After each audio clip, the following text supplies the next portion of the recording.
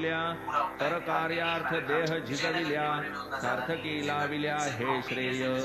यातची आहे परम कल्याण, उपासाहून अनेक गुण.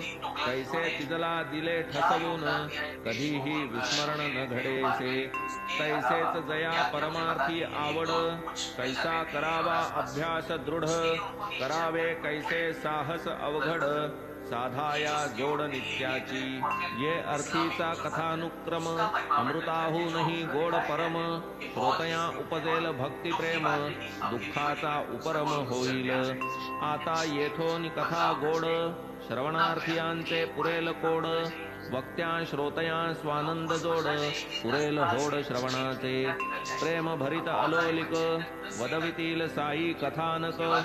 मग पामरा मूर्खा देख, लिहिताही कौतुक पदोपदी. जेवी गंगा दर्शने पाप, अथवा चंद्राच्या दर्शने ताप.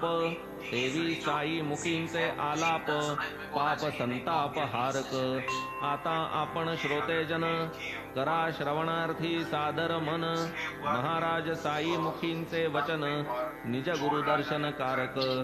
जरी वेद वेदांग अध्ययन, केले श्रुती शास्त्र पारायण. गुरुकृपे वीण नाही ज्ञान, इतर तो क्षीण केवळ. अव्यक्तादि स्थावरांत, हा संसार वृक्ष अतिविस्तृत. जन्म मरण शोकाकुलित, दृष्टजात नाशिवंत. छेद आणि नाशयुक्त, म्हणून याते वृक्ष वदत. तो हा अव्यक्त स्थावरांत, वृक्षोपमित संसार. तो हा दृष्ट नष्ट स्वरूप, ऊर्ध्वमूळ संसार विटप. जयाचा अपार शाखा व्याप, नाकळे अत्यल्प ही कवना.